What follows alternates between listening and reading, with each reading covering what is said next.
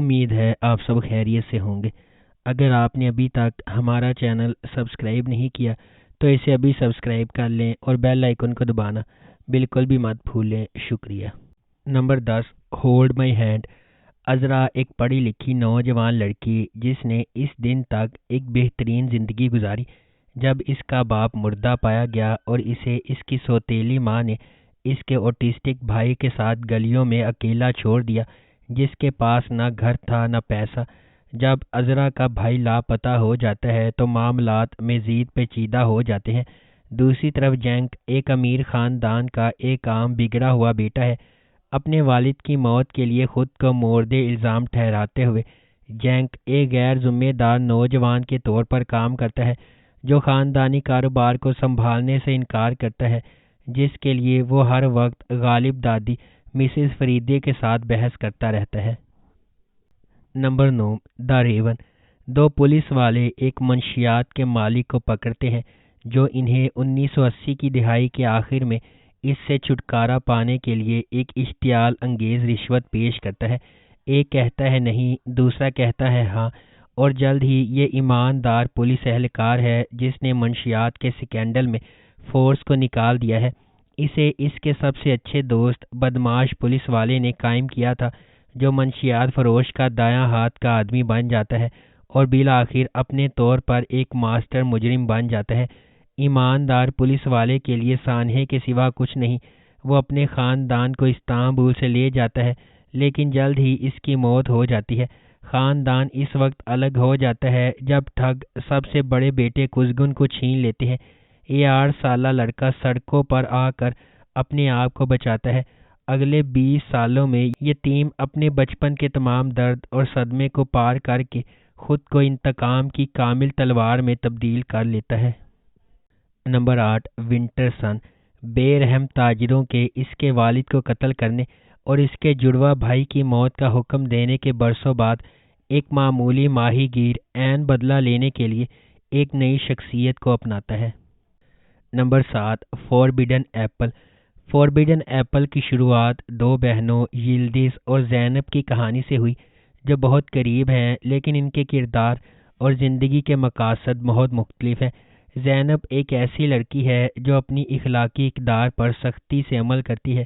اس کا مقصد ایک کامیاب کیریئر بنانا ہے اور اس کے لیے وہ کوشش کرتی ہے، جبکہ یلدز کا خیال ہے کہ وہ زیادہ مستحق ہے اور ایک امیر آدمی کے ساتھ شادی کو خوش قسمتی سمجھتی ہے جو اسے اس کی کم آمدنی والی زندگی سے بچا لے گا۔ Number 6، life line. نیفس کی کہانی کی پیروی کرتا ہے ایک بچہ دلہن جسے ایک تاجر کو فروخت کیا گیا تھا اپنے شوہر کے ہاتھوں پکڑی جاتی ہے۔ وہ اپنے بیٹے کے ساتھ تشدد کا نشانہ بنائی جاتی ہے۔ نمبر 5، ہرجائی۔ ریان سد ڈولو خاندان کی پوتی ہے جو مدیوت کے مضبوط ترین خاندانوں میں سے ایک ہے۔ اگرچہ اس کے والد ہزار اور اس کے چچا جیہان عظیم خاندان کی اہم شخصیات ہیں، لیکن اصل رہنما اس کے دادا ناسو ہیں۔ ناسو ریان کے ساتھ بدسلوکی کرتا رہتا ہے۔ وہ ہمیشہ اس کی کزن یرن کو زیادہ خیال رکھتا ہے۔ اس کی وجہ یہ ہے کہ ریان اس کی بائیولوجیکل پوتی نہیں ہے۔ اس حقیقت سے ناواقف ہونے کی وجہ سے ریان سوار ہو جاتی ہے اور جب میران کی گاڑی قریب آتی ہے تو گھوڑا ڈر جاتا ہے، اس لیے ریان نیچے گر جاتی ہے۔ میران کو ریان سے محبت ہو جاتی ہے اور وہ اس سے شادی کرنا چاہتا ہے۔ یہ خبر یرن کو ریان سے بدلہ لینے کی قابل بناتی ہے جب سے وہ یرن کے پیارے کو چھین لیتی ہے۔ شادی کے بعد میران اور ریان اپنی نئی زندگی شروع کرنے کے لیے اپنی حویلی جاتے ہیں، تاہم میران پہلی رات ریان کے ساتھ گزارنے کے بعد رشتہ ختم کر دیتا ہے۔ اس کے پیچھے وجہ یہ ہے کہ ریان کے والد نے کئی سال پہلے میران کی ماں اور باپ کو قتل کر دیا تھا، اس لیے میران کی موت کا بدلہ لینے کے لیے اس کی دادی نے پرورش کی۔ وقت گزرنے کے ساتھ ساتھ راز کھلتے ہیں جبکہ ریان اور میران تمام رکاوٹوں کے باوجود اپنی محبت کو سراہنے کی کوشش کرتے ہیں۔ نمبر 4، مسز فضیلت اینڈ ہر ڈوٹرز۔ اپنے شوہر کی موت کے بعد مسز فضیلت اور اس کی 2 بیٹیاں استنبول میں معمولی زندگی گزار رہی ہیں، جبکہ فضیلت امیر بننے کے لیے خواب دیکھتی رہتی ہے۔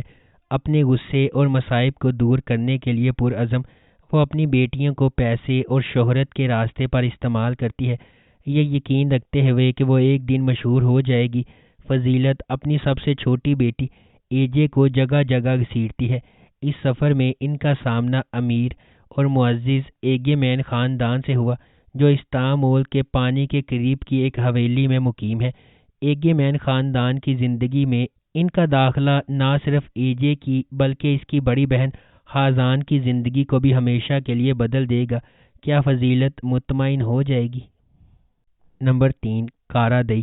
کارا خاندان کی زندگی ایک غلط الزام کی وجہ سے الٹ جاتی ہے، جس کے نتیجے میں نازف کارا کو اس قتل کے جرم میں قید کر دیا گیا ہے جو اس نے نہیں کیا تھا۔ نمبر 2، وونڈڈ لو۔ وونڈڈ لو اپنے وقت کے سب سے المناک ہیروز میں سے ایک کی کہانی ہے۔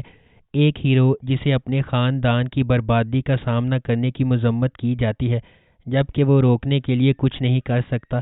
ایک عورت جو اپنے خاندان اور اس کی دبی ہوئی عورت کے درمیان انتخاب کرنے کے لیے برباد ہے۔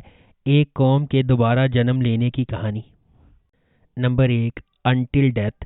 محبت، خیانت، ضمیر اور بدلہ ایک دوسرے سے جڑے ہوئے ہیں، اور دو لوگ اس وقت سڑک عبور کرتے ہیں جب ان کی زندگی الٹ پلٹ ہو جاتی ہے۔ داغان کو اپنی زندگی کے بہترین سال، اپنے خوابوں، اپنے مستقبل اور اس عورت کو کھونے کے بعد عمر قید کی سزا سنائی جاتی ہے جس سے وہ شدت سے محبت کرتا تھا، اس جرم کی وجہ سے جو اس نے نہیں کیا تھا۔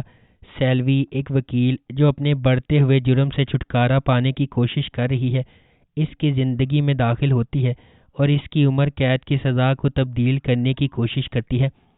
اگر آپ کو ہماری یہ ویڈیو پسند آئی ہے تو اسے لائک کریں، شیئر کریں اور ہمارے چینل کو سبسکرائب کرنا بالکل بھی مت بھولیں۔ آپ کا بہت بہت شکریہ۔